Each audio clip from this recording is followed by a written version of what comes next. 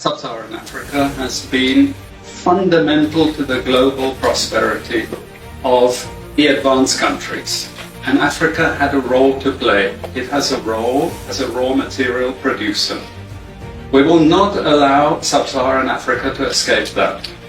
Okay, we do everything to keep Sub-Saharan Africa where it is, also impoverished. It's absolutely vital for the prosperity of everyone else. So let's get clear about that. Okay, and this means all the economic structures, all the global institutions, and the economics we teach everyone is all designed to keep Africa exactly where it is. And whether it is Europe or US or now China, it's always the same. We need Africa to be impoverished because we need those raw materials and we need them dirt cheap. Okay, so that's the message. It doesn't mean to say that there's nothing Africans can do. Of course there is. This is what it's about. Because if Africa does do something different, I assure you living standards of all those in Europe and North America and Asia is going to fall. Okay? And that is a big price to pay. I assure you that the West is not going to allow that without a big fight.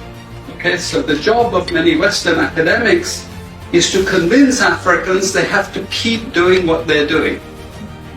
Okay, and to show them it's your fault that you're poor. It's not our fault. It's your fault that you're poor. You know, so this is what we do in academic institutions. We know the basic forces that have caused this underdevelopment. We know it's colonization. We cannot afford to allow Africa to industrialize and start producing manufactures. Okay, so we will do everything to stop that.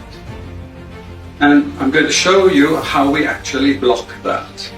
We had East Asian rapid industrialization processes. So in the earlier period, we had Japan and Korea and Taiwan.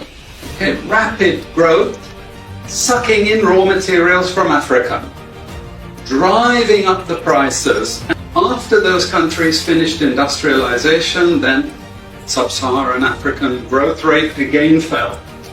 Sub-Saharan Africa is condemned to this role, just the supplier of raw materials, not a manufacturer. The currencies are collapsing of these countries, and many of them are Sub-Saharan African countries.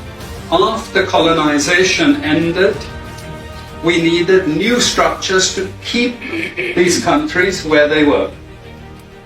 Okay? And the first of those is aid. Okay? We give them aid. Aid for what? Actually, we give them aid to keep repressive regimes in power. That's all.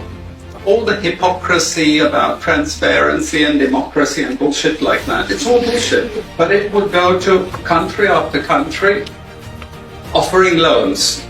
And if the president did not accept the loan, they were killed. It's just economics. It's economic warfare. The rich declare war on the poor. It happens everywhere. It happens in a country. The rich control the government. Of course they do. You really believe you have democracy? Come on. I mean, grow up. Who has all the subsidies and income support? US, Europe. The largest budgets in the world for supporting their farmers are Europe and US. You see, we're keeping them dependent. We're keeping them on a string. This next round of the WTO is designed to block that. To block anyone else getting on top of the ladder.